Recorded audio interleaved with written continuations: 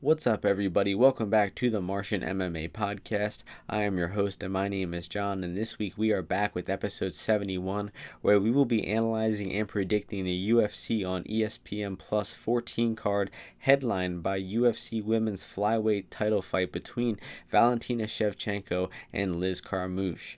This event takes place in Montevideo, Uruguay, and features 13 fights, all on ESPN Plus. The first 7 fights start at 5 p.m. Eastern Time, and the main card kicks off at 8 p.m. Eastern Time, which features 6 fights, headlined by the first UFC title to be contested on ESPN Plus. So a little bit of an exciting move for the UFC to put Valentina's title on this card. It's a great fight card top to bottom, and we're going to dive right into things this week. And we are starting in the UFC Women's Flyweight division with Poliana Viana, who is 10-3, taking on Veronica Macedo, who is 5-3-1. The opening betting line for this one was Viana, the favorite, at -170.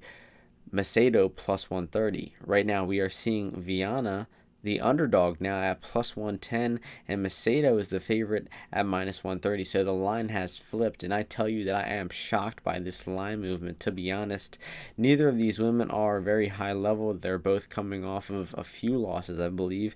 Viana lost to Aldrich and Cyphers in decisions, and Veronica Macedo lost to Andrea Lee, to Ashley Evans Smith, and to Jillian Robertson. So I believe that Macedo has fought a little bit better of the competition in her losses, and she has really dealt with a lot of strong grapplers, and she has struggled with takedown defense and submission defense, and she's pretty solid defensively on the ground, and she's just running into a lot of highly skilled female grapplers like Andrea Lee and Jillian Robertson in her last fight.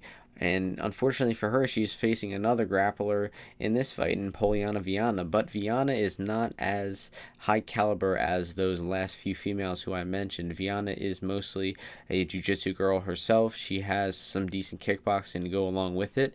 She mostly pulls guard to get her fights to the floor, and even when she gets you to the floor, she isn't that lethal on the ground. She does have good submissions and has, I believe, gotten 1 or 2 in the UFC so far, but it's not end-all be-all for Macedo if she gets down to the mat in this one. I think that she has a great chance at getting up from the takedowns or escaping the positions or submissions and making this a kickboxing fight, and that's going to be close because Macedo comes from a taekwondo background. She's got very good head kicks.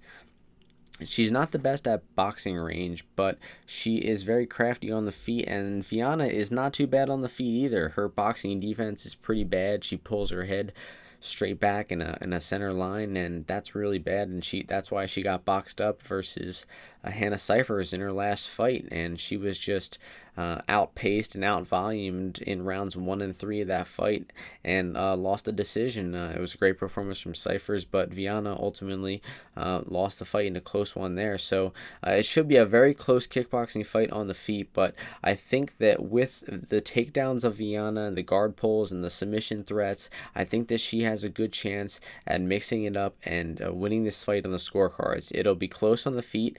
It'll be close on the ground. It'll really be a competitive back and forth fight, and I see why people jumped in on the early action on Macedo as that plus 150 dog, but right now I would no way bet Macedo as a favorite. It's kind of a dog or pass situation, so I would be more inclined to bet Viana where it's at right now, not only because she's the dog currently, but because I think that I rate her chances of winning the fight higher. So the pick is going to be Viana to mix it up with the takedowns, the submission threat, the guard pulls, and ultimately edge these very close kickboxing exchanges in this fight for a close 29-28 decision.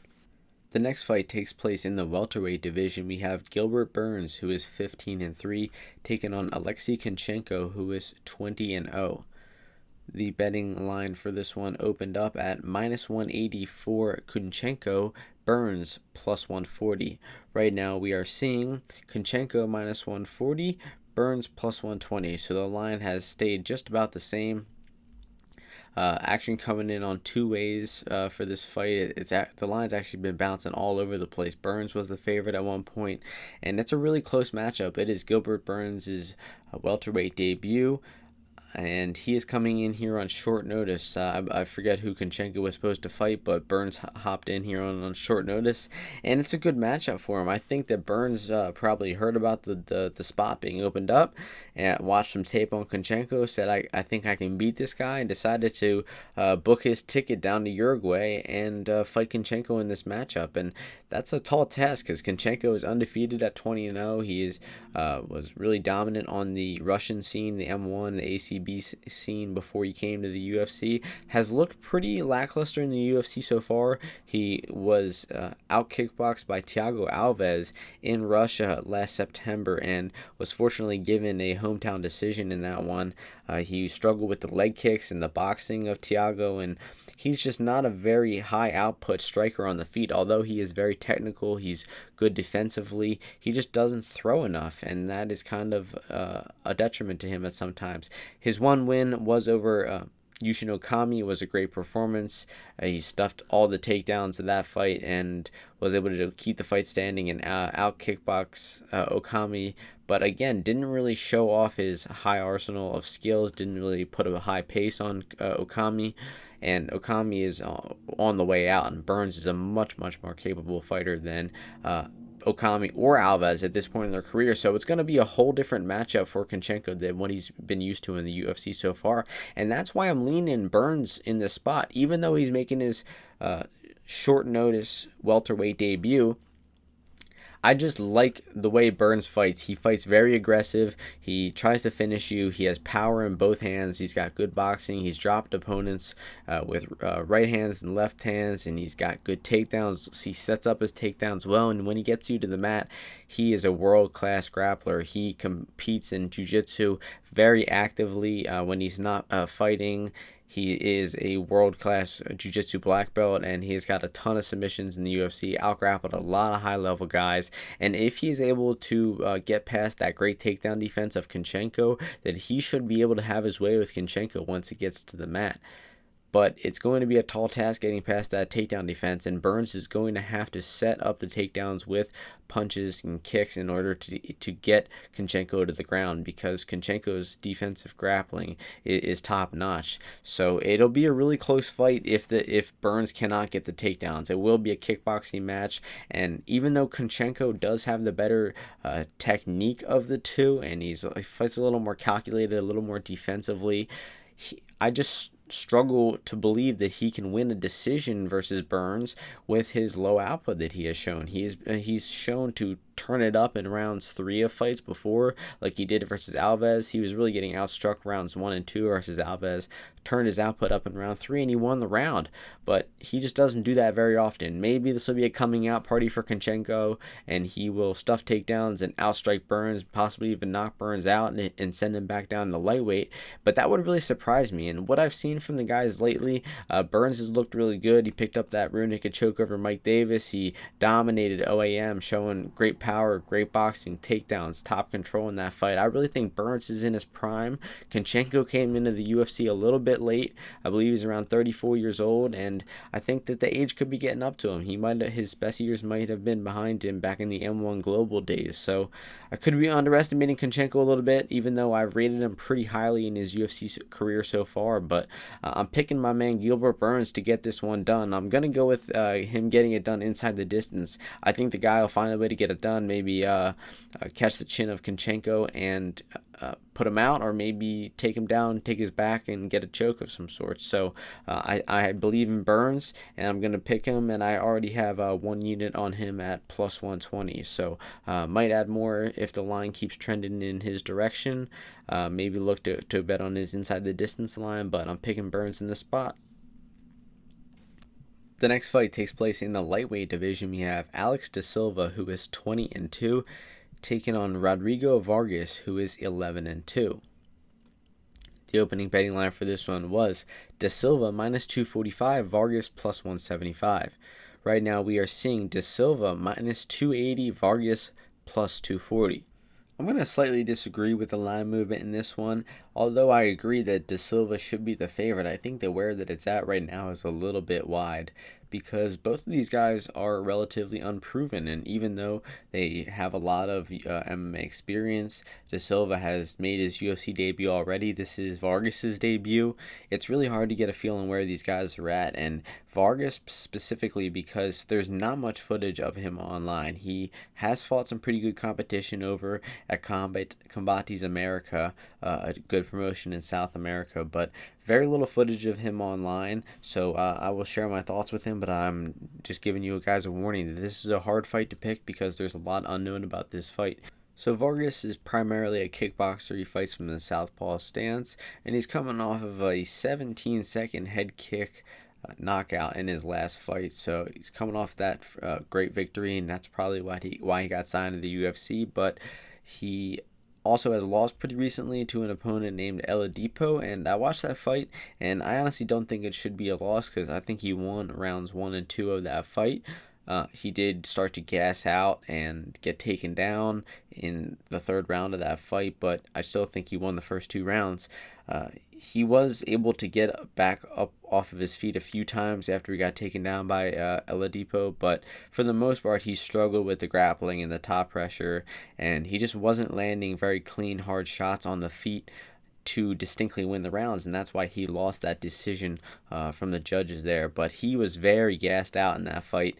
About halfway through the second round, he was gassed out. He did keep fighting for the last 15 minutes, so it was impressive, and he, like I said, I think he won the fight, but it was very worrisome cardio performance, and his takedown defense is definitely something to be wary about in this matchup. And he has shown glimpses of offensive takedowns and top pressure and even some knockout power on the feet, but nothing really consistent enough. And with the issue again of not having much footage on Vargas, it's really hard to get a solid read on the guy. And even though his opponent, Alex De Silva, has fought in the UFC, it's hard to get a read on him as well because he really had a bad performance, I think, in his debut versus Alex Yakovlev over in Russia back in April. And in that fight, he was going for takedowns like relentlessly, but they were really poor efforts. He was just pushing Yakovlev against the cage and holding on to the legs, but he wasn't really committing to many takedowns. He didn't get deep on any shots and was kind of just chilling against the cage, waiting for something to happen. And 2 rounds into that fight, something finally happened, and he got his neck caught in a guillotine and he tapped out. So it was a really weird performance from De Silva. I believe he won round 1 of that fight. He was able to get a takedown, reverse a takedown of Yakovlev and get his own takedown, and he had top position, and he made a bad mistake on the ground. He was in Yakovlev was in the turtle position, and Silva allowed him to grab one of his legs and turn it into a single leg, and it reversed the position. So Silva is a fairly decent, well-rounded fighter. He can hit takedowns. He has bursts of offense on the feet, and he can get some good submissions as well. He just doesn't really thrive in one area, so it's kind of hard to get a plan on what his game plan is going to be, because I thought he would have the striking edge versus Yakovlev, and the grappling would be really close in that fight, and he wanted to grapple the entire time. He didn't even look to strike much in that fight, and because the guy's got good kicks, he's got a bit of power on the feet, and he has knockout victories before. He has been dropped before by Daniel Swain, but he came back right away and got the finish himself in that fight. So I think Silva is the more tested guy. I think he's the better overall fighter, but he also does make a lot of mistakes, and he doesn't seem to have a good game plan when it comes to coming into these fights, because he fought pretty dumb against Yakovlev, a guy coming off of a 2.5-year layoff, and he had a bad performance in that fight. It could have been octagon jitters, and he could look a lot better in this fight and take out the debutant in Vargas, but it's a tough fight to pick. I'm going to pick Alex De Silva to get it done by submission. I I think the takedown defense of Vargas won't hold up, and De Silva will be crafty enough to snatch a submission on the ground, but not a very confident pick at all. I'm slightly confident that De Silva will win the fight. I'd probably cap him at around -200, but where the line is at now, with him being -255 or whatever, it's a little steep, and I think that it's probably a dog or pass situation at these odds. So the pick is going to be Silva. The next fight takes place in the bantamweight division. We have Geraldo de Freitas, who is 12-4, taking on Chris Gutierrez, who is 13-3-1. The opening betting line for this one was Gutierrez, the -190 favorite, de Freitas at +150. Right now we are seeing the line flip, de Freitas -140, Gutierrez +120. Another line movement that I'm quite shocked in. Gutierrez opening up as the -190 favorite. Whoever set that line was spot on. And now the public has come in on Geraldo de Freitas super heavy the past couple days and weeks, really. Money's been steadily coming in on de Freitas since the line came out. And I really don't get that. I think that Gutierrez drew a real tough opponent in Raoni Barcelos in his UFC debut. He got taken down in that fight and eventually submitted, but he showed that he belonged in the UFC in that fight. He was tough, he was hard to finish, he landed some good elbows from the bottom and cut Barcelos pretty bad in that fight, and he did have a second fight in the UFC, and he picked up a very good win. It was over McDonald, who isn't the highest level opponent, but he really got to show off his high arsenal of skills in that fight, and he's a great kickboxer. He's got good leg kicks. He'll go to the calf, to the leg, to the oblique. He really mixes up leg kicks really well. He also has some decent boxing to go along with it, and really the only area that he has struggled in is takedown defense, and I think he's improving that, honestly. I think that his get-ups are getting better, and he can threaten with a submission off of his back. He did that versus McDonald. He can throw some solid elbows from the bottom, so he's got some ways to deal with the takedown, even though his wrestling is not the best. Now, his opponent in this one is Geraldo de Freitas, and he picked up a decent victory over Colares in his last fight, and a few weeks ago, we thought that win meant nothing because Colares looked pretty bad in that fight. But Colares actually had a pretty decent second showing in the UFC, so that actually rose the stock of de Freitas a little bit. He showed some decent striking in that fight. It's a bit sloppy, but it was effective versus Colares. He was hurting Colares in the feet with his punches pretty often, but he kept going for takedowns, and I think he used some silly excuse like he wanted to show off his full arsenal of MMA or something like that. But Michael Bisping was yelling at de Freitas, like, "What are you doing, de Freitas? You've got him hurt and you're going for the takedown." So who knows what the game plan of de Freitas in that one was. He wasn't dominant on the ground. Colares was able to get back up to his feet. He was able to stuff some takedowns, and de Freitas really just he won the fight pretty decisively, but it was really just a bad performance from Colares. De Freitas showed some decent takedowns and, like I said, decent striking, but overall I don't rate the guy too highly. So in this matchup on the feet, I give the edge to Gutierrez. I think he has the way cleaner, faster technique. I think he's got the better defense. His kicks will provide a lot of problems for de Freitas. I don't see de Freitas being able to deal with the leg kicks. De Freitas is probably going to be looking to get the takedown on Gutierrez because Gutierrez has shown the takedown defense to be a bit of an issue so far in his career. But with Gutierrez also knowing it that it's an issue, I expect him to be improving it. I expect him to be able to deal with the takedowns of de Freitas, get back up to his feet, threaten with the submission, throw some elbows from the bottom, do whatever he has to do to get back to his feet, because I've not been impressed with de Freitas' top pressure or his submission threat, although his takedowns are pretty decent and he sets them up well as well. So it should be a close fight. If de Freitas is able to constantly get takedowns and keep Gutierrez on his back for long periods of time, he will probably get the scorecards in this one, but I expect Gutierrez to stuff the shots, to get back to his feet, and to clearly outstrike de Freitas on the feet. So I'm picking where the dog is at in this spot right now. I got 2 units on Chris Gutierrez at +120, and it looks like the line might even get a little bit higher. It could be still trending in de Freitas' direction. I really don't get that line movement at all. I think Gutierrez has shown the better technique in the UFC so far. I really don't understand where this money is coming in. So could be way off on the read in this one, but I'm actually pretty confident in the underdog, Cruz Gutierrez.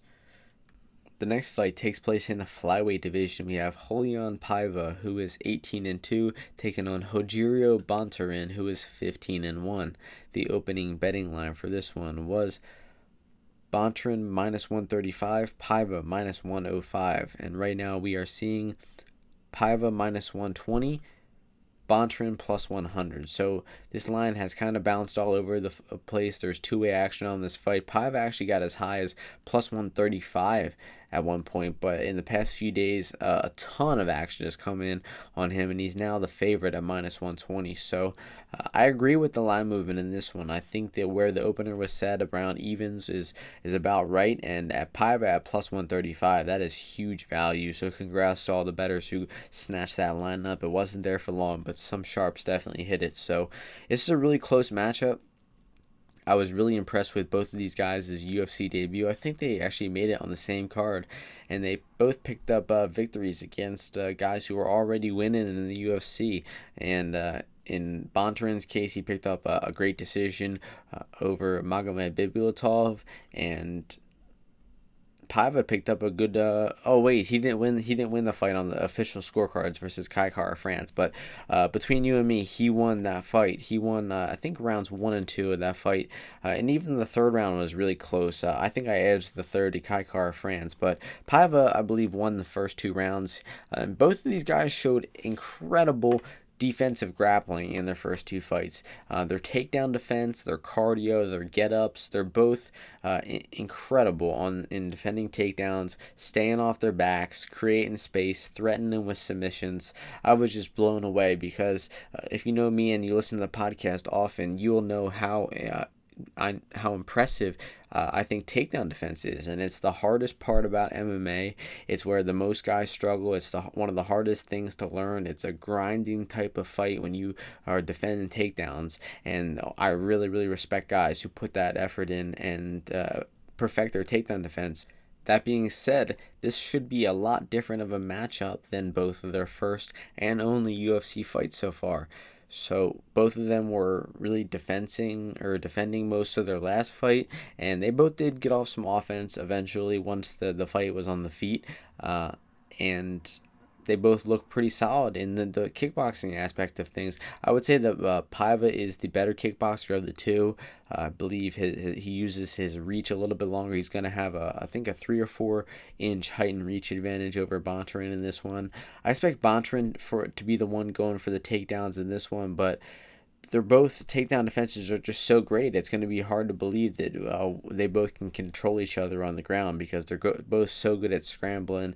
I would say that Bontorin is the better submission artist of the two, and Paiva is the better striker of the two. So it really depends on where this fight takes place. If Bontorin chases those offensive takedowns and puts Paiva on his back, and maybe Paiva makes a mistake trying to bounce back up to his feet, and Bontorin can take his back, because he took Bibulatov back a lot in that fight, and it was just so impressive the way he came in here on his debut. And Bontorin has been dropped before. He got dropped in the overhand right versus Gabriel in round 2 of that fight, and he was out on his feet for a minute straight. Like, he didn't know where he was, but he still got the takedowns. 2 takedowns for that matter, and got the rear naked choke about 90 seconds after he was on Queer Street from that overhand right. So the dude is really good on the ground. He's got good wrestling. I've gone on and on about his takedown defense. I don't have to mention that too much more, but they both have great cardio, good pace. Bontorin was in Bibulatov's face the entire fight and just outstriking him more and more as the fight went on. And Paiva really was getting up from the takedowns of Kai Kara-France and outstriking him early in that fight to get rounds 1 and 2. So really impressed with both of these guys. Can't wait for this fight. I hope that we see some grappling from the two of them, because the flyweights are just so quick and fast on the ground and so technical as well. It's really one of the greatest weight classes in MMA. So I'm expecting a good fight in this one. I think that Paiva is able to get up from the takedowns, avoid the submission of Bontorin, and he will be the more effective striker of the two. So I'm going to lean Paiva to pull off the decision in this one, and I got 1 unit on Paiva at -101. The next fight takes place in the women's strawweight division. We got Torres, who is 10-4, taking on Marina Rodriguez, who is 11-0-1. The opening betting line for this one was Torres, the favorite, at -155, Rodriguez, the dog, at +115. Right now, we are seeing Torres -165, Rodriguez +145. So the line's staying just about the same. More action coming in on Torres' way. Some people have been coming back on Rodriguez as well, and it is a close matchup. I think that most of this fight will play out in the clinch. That's where both of these women like to do most of their work. But they have a big difference in style of clinching. Torres likes to kind of muscle in the clinch, although she's pretty technical in there as well. She really uses her strength and her underhooks to push you up against the cage, land strikes in like kind of unconventional clinch strikes. She likes landing a lot of strikes on the break. When she's breaking, she'll throw hard elbows over the top and hard, powerful punches as well. I think she throws with a little more power than her opponent Rodriguez. But Rodriguez comes from a Muay Thai background, and she's very technical in the clinch. Also has great elbows, great knees, the more traditional clinch of the two. But with Rodriguez having that lankier frame and Torres being shorter and muscular, I think that Torres has a chance at out-muscling her in the clinch and negating that slight technical advantage in the clinch that Rodriguez has. At range in this one, I think that Rodriguez will be the much more effective striker because Torres does have some effective boxing when she is pressuring you and coming forward. Although it's not the most technical boxing, it's actually not very technical at all, but it's effective because she marches forward like a bulldog and she's got some very strong muscles behind her. So it's hard to stop Torres at some times, but Rodriguez will be the more effective striker of the two. She's got that great kicking game. She's got some solid punches to go along with it, mostly straight punches. But I just don't see her having the power in her punches to keep Tecia Torres from nonstop aggressing forward and pressuring Rodriguez. So I'm slightly favoring Torres in this fight. I think that Rodriguez could win the clinch battles and start to hurt Torres, maybe cut her with an elbow, and then really turn the tides of this fight and make Torres question her game plan. If she was planning to clinch this whole fight and push her up against the cage, all of a sudden now she can't do that. She might not have a plan B and she might lose the fight. But I expect Torres' pressure to wear down on Rodriguez. I expect Torres to maybe mix in a takedown or two because Rodriguez has been taken down before. She got taken down by by Rana Marcos. She was actually 10-8 in round 1 of that fight, but came back in rounds 2 and 3 and was able to stuff the takedowns and outstrike Marcos. She did get taken down in round 3 by a real gassed out Marcos, so her takedown defense is really not good, but her get-ups once she gets off on the ground aren't terrible. She was able to get off of her feet in round 3, but again, that was versus a gassed Marcos. In round 1 versus Marcos, she couldn't get up, and Tecia Torres has great round 1. She was able to beat Andrade in round 1, and she was really competitive versus Weili Zhang, and she actually lost pretty soundly to Joanna Jędrzejczyk. Her takedowns were all stuffed in that fight, but I think that Torres will be pressuring Rodriguez. She will be landing some hard strikes in the clinch and on the break from the clinch. I think that she has a good chance at mixing in a takedown, getting some top pressure, landing some ground and pound as well. So I am picking Torres to win this one by decision. However, it would not surprise me if we were seeing a little bit of the passing of the torch, even though Torres is coming off of 3 losses, and I think that she is still a very capable fighter. I could be wrong, and she could be fading, and we could see Rodriguez come in here as the new young gun and to take Torres' place, but that would surprise me a little bit. I still think Torres has got a little bit left in the tank, and I'm going to pick her to win this one by decision. The next fight takes place in the heavyweight division. We have Cyril Gane, who is 3-0, taking on Rafael Pessoa, who is 9-0.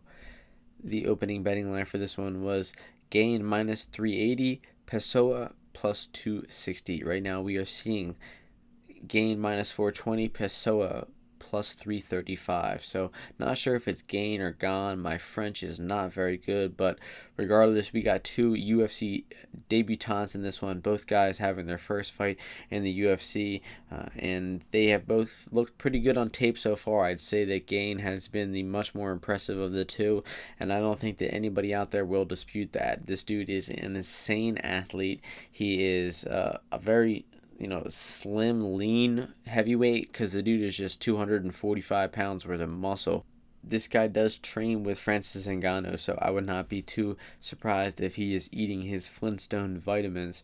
And even though he only has 3 professional MMA fights, all 3 of them have been scheduled for the 5-minute rounds. They were title fights in the TKO promotion up in Canada, and he only has about 20 minutes worth of fight time. And he fights, a bit wild. He's going to be wild for being 3-0, but at the same time, as silly as it sounds, he fights very composed, because he does have that amateur that kickboxing background, so he does have good roots in his striking, but you can see him get a little crazy in there sometimes. He's not quite used to being in the cage, and he has not ever fought past round 3, so his cardio is kind of unknown. He looked to be slowing down a little bit in his fight that went into the second round, but he was able to finish up his opponent in that second round, and that was an absolute slaughter. That fight. Let me figure out the gentleman's name, because Adam Deichka, absolute tough motherfucker. He took some of the most punishment I've ever seen a fighter take in MMA before getting knocked out. He lasted so much longer than he should have. He should have been knocked out by the first couple punches and knees to the body, but this dude was tough, and I don't know really what to think of that performance. He was a big fat guy, so he could take the shots to the stomach, and he did have a chin on him, but I was kind of shocked that Gane couldn't finish him. I don't know if the dude doesn't really have power. It seems like he does. Like, he throws his shots so hard, and he's got clean technique, and he's knocked out, or he's actually choked out one of his opponents too. He choked him out with a front choke, a 10-finger choke. It's not on his Tapology page, but I swear he did it. Now, getting over to Pessoa, he's also been a pretty impressive striker. There's not very much footage of him online. Like, most of his fights are like some guy filming from his phone in the crowd or something like that. You got to go through that with some of these fighters making their debuts. But he's fought the way lower competition of the two, and he landed some good heavy leg kicks in his last fight. He looks pretty skilled in the clinch, good knees and elbows. I'm sure he comes from a Muay Thai background as well, but he has been pushed against the cage before. He has been, kind of stalled out against the cage. Luckily, the referee broke them up, and he was able to knock his opponent out shortly after. So he is undefeated. It's really hard to get a good feel on the guy, because there is not much footage of him online, but I have not really seen much offensive grappling from Pessoa. I haven't seen any, actually. I have seen Gane hit a takedown after he hurt one of his opponents, and he did get that 10-finger choke in one of his first fights as well. So I'd say that the more likely of the two to grapple would be Gane, and I think on the feet, Gane will be the much cleaner and the more effective striker. He'll be landing the harder, cleaner shots. He will probably be touching the chin of Pessoa, and Pessoa is probably going to get knocked out pretty early in this fight. But where the betting line is at right now, it's definitely dog or pass. It's Gane is, although he's looked great, minus 450 is a little ridiculous. Pessoa at plus 335 is a pretty good value bet there, and going the distance at plus 450 is also a pretty good value bet, because although these guys are heavy hitters, they're heavyweights coming in on their debuts, they've had a lot of knockouts, it's unlikely they go to the decision. I disagree that it's plus 450, because I think that both of these guys in their tape, they've been hitting dudes with clean, hard shots, and those guys just don't go down. I don't know if he fought some crazy chin guys in the past by random luck, but neither of these guys have insane power for heavyweight. They do have clean technique and good boxing and everything, but not insane power. So it wouldn't completely shock me for these guys to be a little tentative and for them to go to their decision in their UFC debuts. But the pick is going to be Gane, and I think he gets it done by knockout in the first round. The next fight on the main card takes place in the featherweight division. We have Enrique Barzola, who is 15-4-1, taking on Bobby Moffett, who is 14-4. The opening betting line for this one was Barzola the favorite at minus 230, Moffett plus 170. Right now, we are seeing line margins tightening up with Barzola at minus 130, Moffett at plus 110. So a lot of action coming in on Moffett, and rightfully so. I think I actually placed a small bet on him a few weeks ago when I saw him open up at plus 170. Kind of just jumped off the page because this is a wrestler versus wrestler matchup, and it's going to be a close one because I think that Moffett has good takedown defense. He's got great submissions on the ground, and I think he has what it takes to stuff the takedowns of Barzola. Because with Barzola, you know you're getting relentless takedowns. He's going to be stringing together takedowns like crazy. He's going to be attempting 10, 15 takedowns this fight. And Bobby Moffett has to be prepared for a long night at the office. He's going to be prepared for a long, grueling fight, but I think he can do it. He comes from that wrestling background himself. He's got great offensive and defensive wrestling. He fought Chas Skelly in his UFC debut, a wrestler, and he took on Bryce Mitchell in his second fight, who's also got great wrestling and grappling as well. That was really a back-and-forth fight with Mitchell, and he did lose that fight, but it was close. It was really close, and it was kind of a sloppy fight from the two of them. I think they're both really good fighters, and they didn't really get to show off how clean their technique is in that fight because it was so back and forth. But he got his back taken versus Skelly. He was able to defend that. He was able to reverse position in Mitchell a lot, and he got top position versus him. The real reason why he lost that Mitchell fight, I think, is because he chased the submission. He's got a lot of submissions on his record. He's got great Darce chokes, and he really wanted to finish Mitchell in that fight. If he would have rode out top position and tried landing ground and pound and keep in the position instead of chasing those risky submissions, he probably wins that fight. But he went for the finish, and he eventually lost position a lot of times, and I think he's actually admitted that he made that mistake. So I think that he will come into this fight a lot smarter. He will, maybe not go for that Darce choke on Barzola, and instead just be content to defend the takedown, to stay in top position, and to not lose position going for that submission. On the feet, I think that Barzola is actually the cleaner striker. I've really not been impressed with what I've seen from Moffett on the feet so far. And Barzola, although he's not the best, he can be effective when he's pressuring you. The dude's got insane pressure and cardio. He can go at you for 3 rounds straight, even if he's losing. That fight versus Kevin Aguilar, he lost the first 2 rounds clearly. He got 10 of his takedowns stuffed and was getting outboxed, and in the 3rd round he kept pressuring Aguilar, and he eventually started getting into boxing range. He started boxing Aguilar up, and the pressure wore on him. The pace that he puts on his opponents is incredible. So if Moffett's cardio is not up to par, and he is maybe up 2 rounds and decides to coast in round 3 or something like that, he could possibly get knocked out, because even though Barzola doesn't have good power, he could just swarm on a barrage of punches with his pace and possibly finish Moffett in the 3rd. So it's a really close fight. I think that all the people who got in on Moffett at plus 130 or above were on the value side of things. Where it's at now, I don't think there's too much value left. I'm going to pick Moffett to get it done. It's not a confident pick, though, because it will come down to the scorecards. I think this one is destined to go to the decision.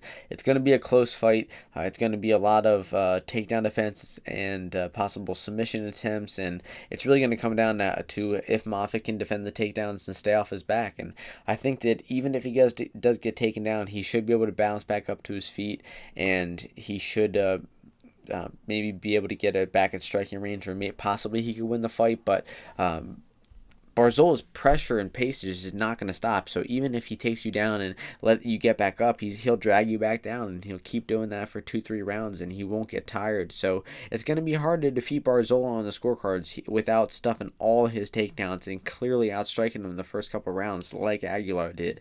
So this is a really close fight, and I really pick fights based on the price a lot of the time, and early on I was probably picking Moffett to win when he was plus 130 or plus 170 above, but realistically now I think that the value of things is on Barzola. I think that even if Moffett is able to get up from the takedowns to stuff shots. It's just I can't trust his striking to be effective enough to outstrike Barzola because he's not the better striker of the two, and Barzola is not going to take a step backwards. He's going to keep coming forward. I don't see Moffett having the power to stop him, so it's going to be hard to defeat Barzola in this matchup.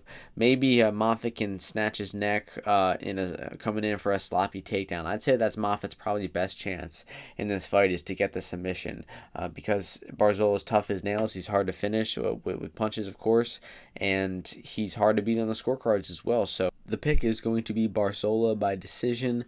Would not be totally shocked by a Moffett decision or submission, but I'm going to lean with the favorite at this price and go with Barzola by decision. The next fight takes place in the middleweight division. We have Oscar Piechota, who is 11-1-1, taking on Rodolfo Viera, who is 5-0. The opening betting line for this one was Rodolfo Viera minus 300, Oscar Piechota plus 220. Right now we are seeing Viera minus 245, Piechota plus 205. So more action coming in Pichota's way, although there's been two-way action coming in on this fight. Viera actually got around minus 170 at one point, and that's when I locked in a 1.7 unit bet on him at that price. It's actually the best price that he's been so far, so I got in on the action just at the right time.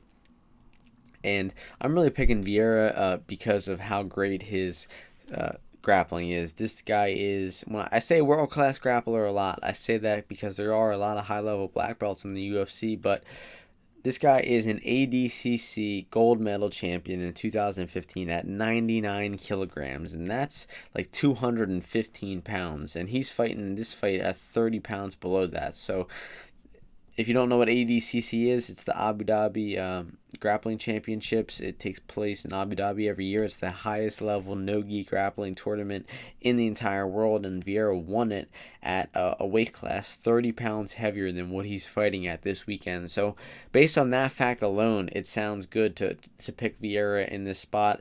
And when you learn that Piechota, although he is a good grappler of his own, I don't think he's going to be able to stop the grappling and the submissions of Viera in this one. Piechota actually lost his last fight to Gerald Meerschaert. He was taking down Meerschaert early. He was all over him on the ground. He was dropping him with punches. Although his striking is a bit wild, it was still effective enough to outstrike Meerschaert. But in round two, he got taken down. He was giving up his back a lot. He almost got guillotined. He was getting smashed with punches against the feet. He was completely out on his feet, didn't know where he was, and he got dragged down to the canvas and choked out unconscious. The referee could have stopped it when he was getting lit up with punches, but this guy wanted to see blood. GM3 dragged him down and choked him out unconscious, which GM3 is really known for in these days.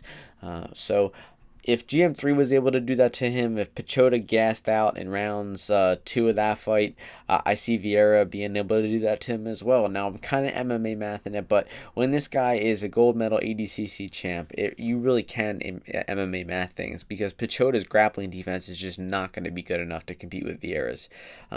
We have seen some rarities like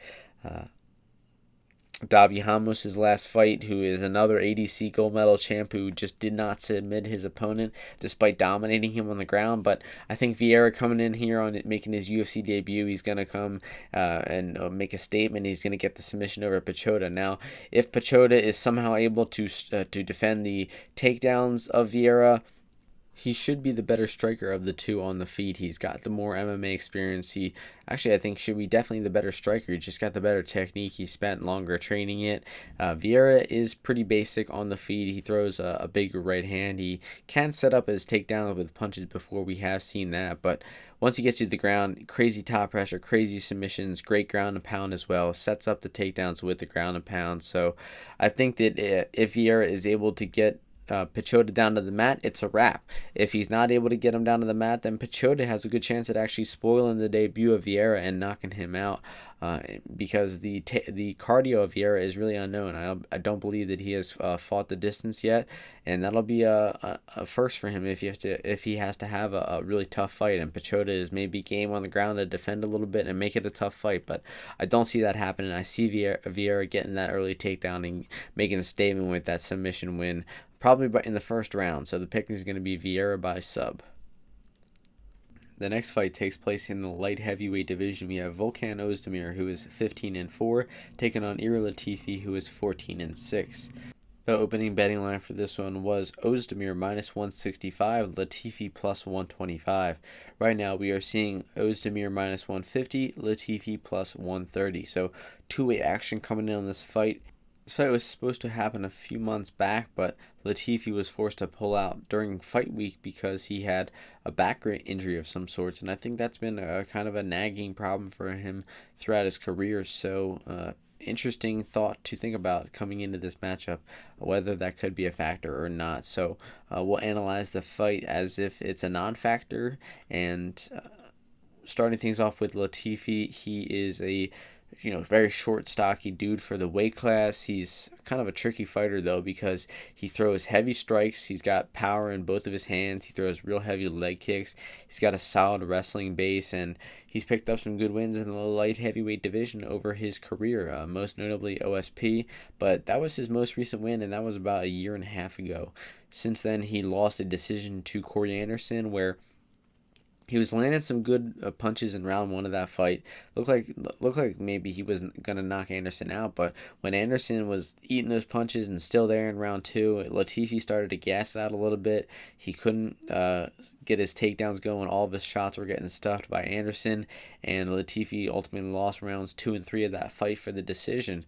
So Latifi really doesn't have the style, because he's so muscular and stocky, that it's hard for him to have that type of wrestling style for 3 rounds straight. His cardio just won't allow him to do that, and he's fighting a guy in Oezdemir who has had cardio issues himself because he's a very fast starter. He likes to try to knock you out early with his sloppy and wild boxing. He throws with some ill intent, though. He's definitely has some power in his hands. He got those 2 knockouts versus Manawa and Serkunov a couple years back, and ever since then, I think his power has been massively overrated. Like his KO line right now is plus 165, which is just way too low for him. I mean, it should be like plus 400 or 500, honestly. Latifi's got a good chin. He's hard to finish, and I don't see Oezdemir doing it.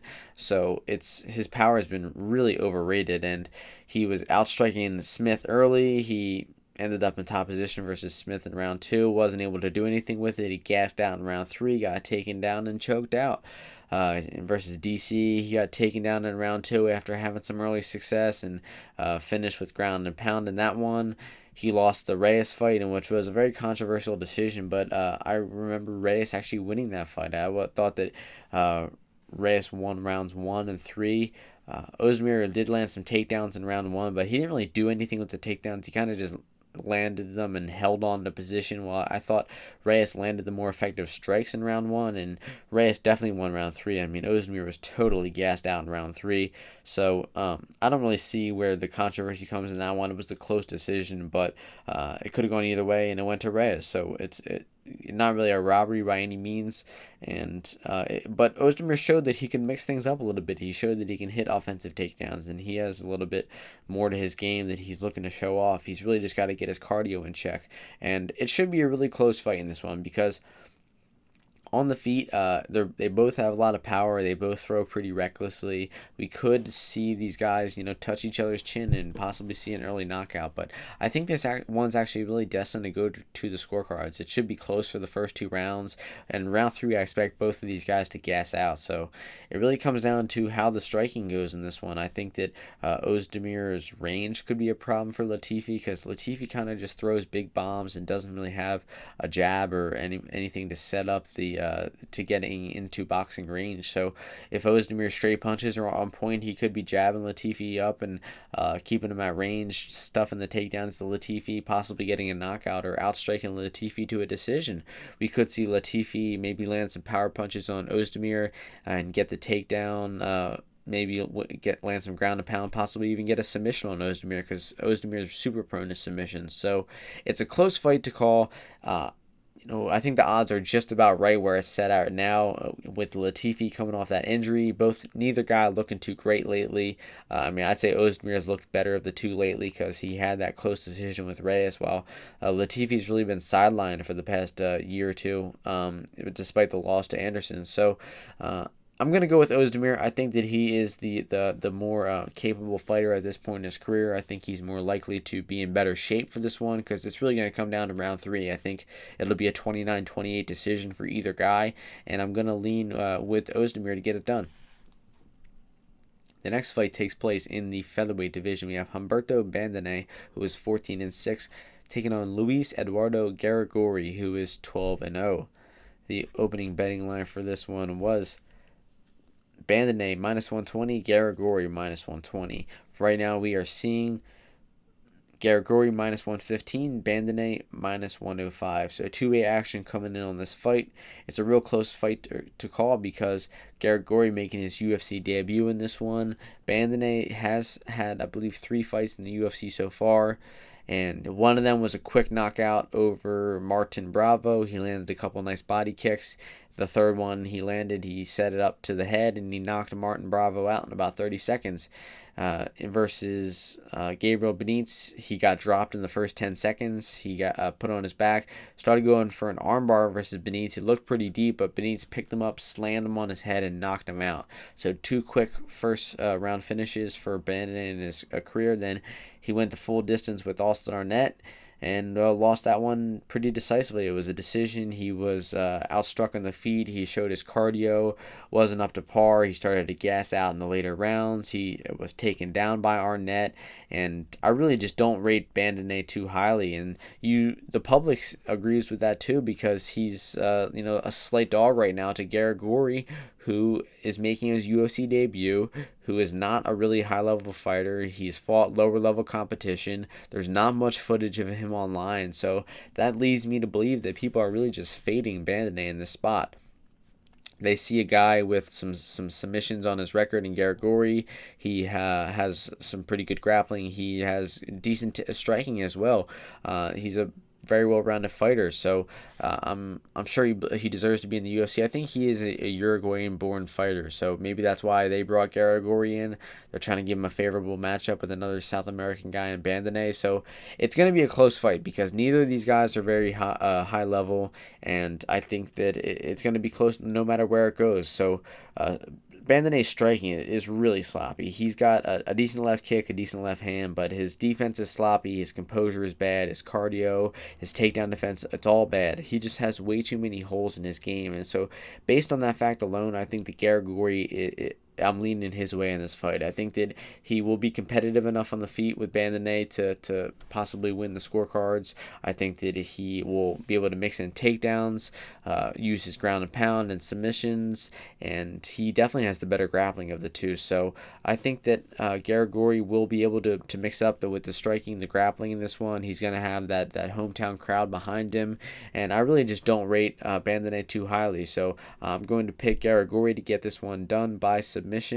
And let's go with the second round for this one. But where the betting line is at now, I'm passing on money lines for both of these guys. Even though Bandenay is fade material, I don't know Garagorri is the one to be able to beat him in this spot because he's untested. He's very little footage of him online, low level competition, doesn't really excel in one area of MMA. So I'm picking Garagorri to get the win. It's mostly a fade on Bandenay, like most of the public is doing as well. So Bandenay could be couldn't have made big improvements fight to fight. He's still a young fighter, and he trains with some pretty good guys out in Peru, so he could make the necessary improvements and come in here an improved fighter and win this matchup, but I don't think that's going to happen. I think that Garagorri gets a submission in this one.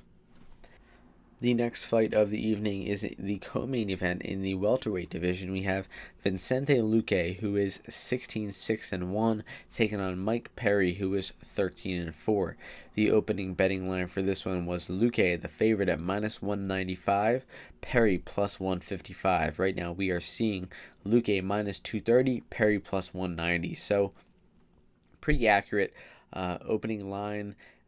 Very accurate opening line. Where it's at now, I think it's a little steep in Luque's favor. I think that Perry might be a bit of a dog at +190 because Perry is tough, man. He is, he came into the UFC very raw. It was mostly boxing and power and didn't have much technique. And he's really improved as a fighter. He's gone to camp, trained at a lot of different places, made the necessary improvements, and he's getting a lot better. He still has his flaws. He still makes a lot of mistakes in the octagon, but I think he's an improving fighter. He's very serious about this, as you know, he might not have been. He was kind of just like a street fighter type of guy when he first came into the UFC, and he's really evolved into a really well-rounded martial artist. So I respect the guy a lot, and I'm a big fan of him. He's taking on Vicente Luque, though, who is a motherfucking killer. This guy is a finisher. He's 9-2 in the UFC.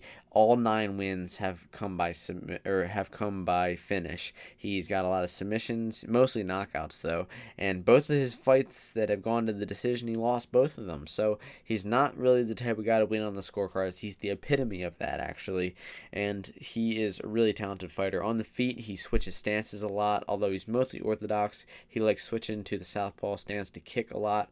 He's got good movement, in and out movement, and his boxing is just really, really solid. Although Perry's got good boxing, I think Luque's is actually much better. He's got fast hands. He's got good defense. Although he can be caught with punches before. I think he got rocked versus Barberena with a big left hand. He got dropped. And that fight versus Barberena was really his probably one of his worst performances in the UFC. Although he did come back in the 14th minute and 30 seconds in and pull off that crazy comeback knockout. I'll give it to him. You know, he dug deep in the necessary moments. He realized Barberena was fading a little bit, and he capitalized and got the knockout after losing that fight. He was winning early versus Barberena. Then he was landing big shots, but Barberena was able to come back, drop him. He recovered right away and he took Barberena's back and almost rear naked choked him right away. But Barberena escaped and started landing some ground and pound, probably edged round 1. And, you know, maybe the judges gave it to Luque because he was winning the round early. He threatened with a few submissions, but Barberena really landed the most devastating punches of the round. Rounds 2 and 3, Barberena was outstriking Luque, out-voluming him, and just throwing some pitter-patter shots and just staying in his face and throwing a ton of volume of strikes, and was outstriking him in rounds 2 and 3. Was on his way to winning a decision, at least 29-28, and then Luque comes back with that huge knockout. So it was a crazy fight. Luque does make mistakes, though. He has been caught with punches before. He's been dropped. He, in his fight versus Derek Krantz, he started off, got hit with a few punches and got his back taken. He just has a tendency to make some silly mistakes in the octagon. So it's going to be tough to not make a mistake versus Mike Perry for 15 minutes and maybe get his own chin touched versus Perry, because Perry's got good power, solid boxing. He's always improving, and I think that he can possibly touch the chin of Luque and finish him in this spot. But I do agree that with Luque being the favorite, I think that he's the better, more technical striker on the feet. He also is the better grappler on the ground. He's got 6 submissions. Not really the most likely guy to offensive wrestle, but you never know how this fight could end up on the floor. Perry actually tends to offensive wrestle a lot, despite him not being too talented on the ground. It's kind of one of his mistakes that he makes. He also is a little tentative at times. Mike Perry, he looks to counter too much, and he's a bit hittable on the feet versus Cowboy Oliveira was hitting him with some big shots. His defense is not the best. So Perry is the more flawed fighter of the two, despite Luque having his flaws as well with making some simple mistakes in there. So I think Luque should be able to out-technique Perry on the feet, be able to avoid that big power punch of Perry, possibly even knock out Perry, because Perry's been rocked before by Max Griffin. And really where I think that Luque will have the biggest advantage in this fight is on the ground, because he's got great submissions, and he could very well possibly submit Mike Perry in this fight. So I capped this fight closer to where the opening line was set, around Luque minus 170, Perry plus 150. So there is a slight bit of value on Mike Perry at plus 170, 180, 190, wherever he's been the past few days. And, you know, it's always fun to bet on Perry. He'll fight for your money. He's a fan favorite, a very likable guy, and it's a slightly winnable fight for him too. So the pick is going to be Luque, but where the betting is at right now, it's going to be a dog or pass situation, probably a value bet situation on Mike Perry. So pick is Luque to get it done by finish. That's the way the guy wins. The last fight of the evening, the main event, for the women's flyweight championship, champion Valentina Shevchenko, who is 17-3, taking on Liz Carmouche, who is 13-6. The opening betting line for this one: Shevchenko minus 600, Carmouche plus 400. We are now seeing Shevchenko minus 1300, Carmouche plus 850. So a lot of action coming in on Shevchenko's way. She opened up with about an 86% implied probability, and she now stands at around 93%. So not that much of a difference in percentage, but still a lot of action coming in from minus 600 to minus 1300 in this one. And this matchup is pretty simple because Shevchenko is in her prime right now. She is probably the number 2 best woman fighter of all time. Her skills are just unparalleled in the division right now. And Carmouche, although she's a very capable fighter, she's had a great career. She's a veteran in the game, and she actually has a win over Valentina Shevchenko about 9 years ago. I just think that her best days are behind her, and she is not going to have anything to come in here to really threaten Shevchenko. Now, there is the narrative that Carmouche has this victory over Shevchenko, and it's not really a narrative because I believe it. She will come into this fight a lot more confident than most other women who fight Valentina do. Besides Amanda Nunes, every woman who fights Valentina Shevchenko knows that they're taking on one of the best female fighters of all time. They know that her incredible record, incredible skills, and especially with the way she finishes people, the way she knocked out Jessica Ai, a brutal head kick knockout, had her unconscious for 3 or 4 minutes. So Carmouche could be bullshitting. Carmouche could be terrified to fight Shevchenko in this one because Shevchenko is such a killer now. Or she could be slightly confident, saying, "Hey, I beat this girl already. She's gotten better in the past 9 years, but I beat her already. I think I can do it again." And I think that alone will give her a little more confidence and will, show in her performance. She's not going to be scared of Shevchenko like a lot of other women are. So, getting down to the matchup in this one, Carmouche is a short, stocky, thicker girl. She's got good wrestling, good top pressure. She's can threaten with a submission, can threaten with some ground and pound, but not really. She's more of a position type of girl. She's got good fight IQ because she's been in MMA for so long, decades now, and she has a great way of, grinding out fights, taking opponents down, and she did that to pretty decent female flyweights like Caitlin Chukagian and Jennifer Maia. Those are, I believe, top 5 ranked flyweights right now, and she beat Pudilova. She's got some good wins over flyweights, even though some of those wins might have come at bantamweight. Who knows? So even though Carmouche isn't on the best win streak, I think she's only won really 1 fight in a row. She's still a very legitimate opponent for Shevchenko because there's not very women in the division right now who are capable of fighting for the title. She's actually coming off 2 wins in a row over Maia and Pudilova. Her most recent loss was to Alexis Davis. So she's 4-1 in her past 5 fights. I'd say that she deserves to fight for the title.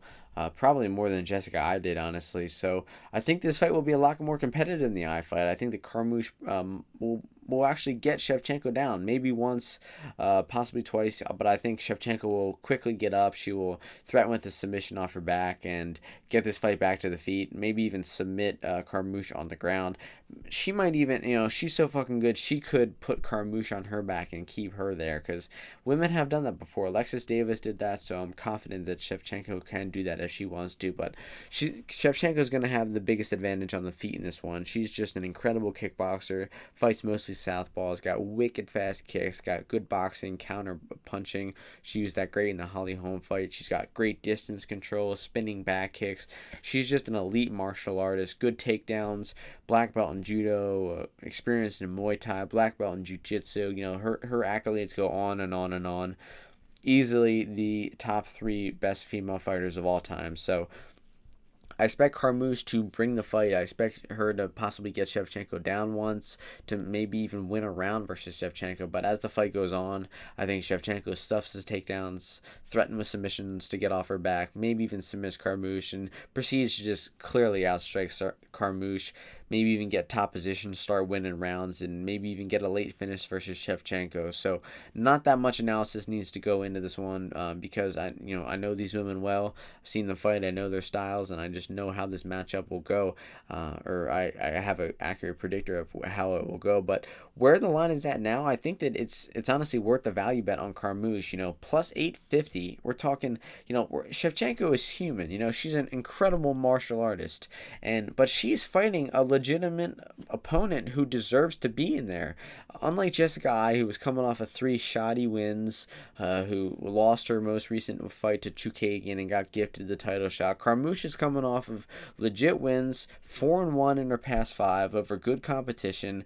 She's got that win in the past. She's got actually a style that could possibly give problems to Shevchenko, because Shevchenko, the only way I see people beating her is putting her on her back and keeping her there with crazy top pressure, like a girl like Suarez or something like that, with just a crazy wrestler, crazy top position, just putting Shevchenko down and not letting her get up, because you can't beat Shevchenko any other way. Besides catching her with some fluke punch knockout on the feet, it's going to be incredibly difficult to beat Shevchenko. But Carmouche has the style to do it. I don't think that she will get it done, but I think that she will win 1 round. So the pick is going to be Shevchenko to get it done by 49-46 decision.